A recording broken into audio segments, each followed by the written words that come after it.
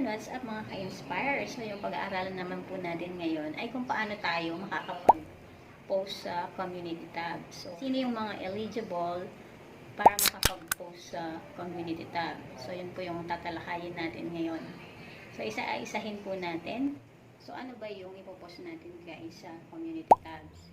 So, eto yun. Ayan. So, yan guys, abangan nyo po hanggang dulo kung paano yung step by step. So, ano nga ba yung benefit ng community tabs?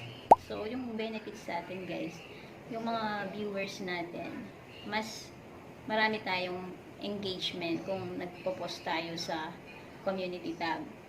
So, hindi po lahat is eligible to post on the community tab. So, kailangan na-reach mo muna yung 1,000 subscribers o higit pa, kakakuha mo lang ng 1K subscriber.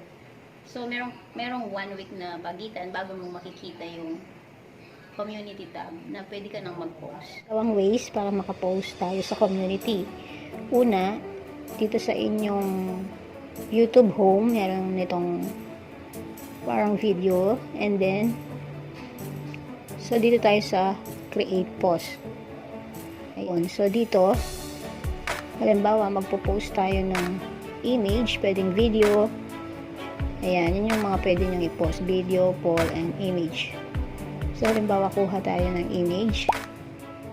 Pwede nyo rin idagdag dito kung ano yung isusulot nyo tungkol sa ipinost nyo. Magse-select lang tayo ng photo.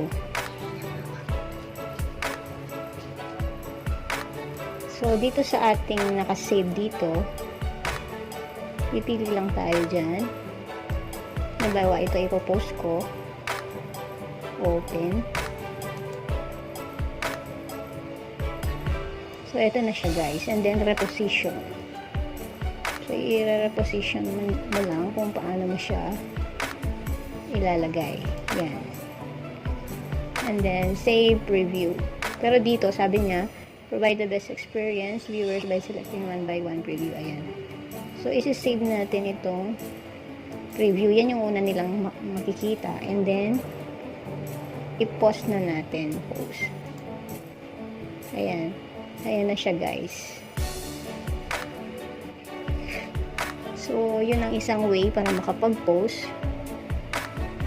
So, number 2.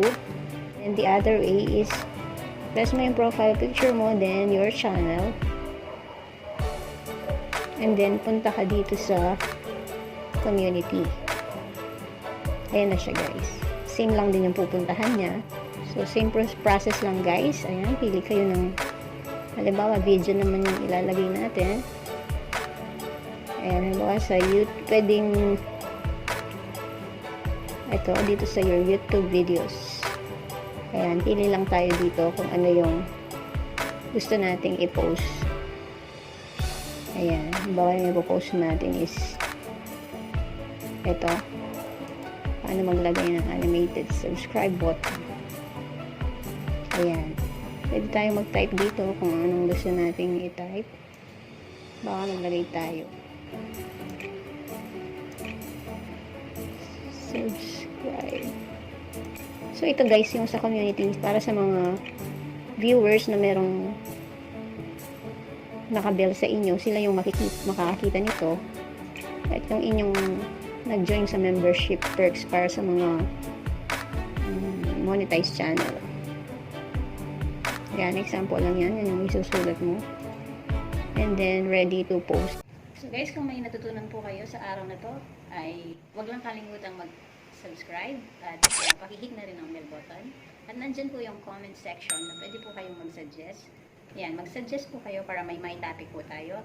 For more tutorials, nandyan po ang ating mga playlist at mga bagong upload na video na pwede niyong panoorin regarding YouTube. Ayan. God bless us all. Thank you for watching.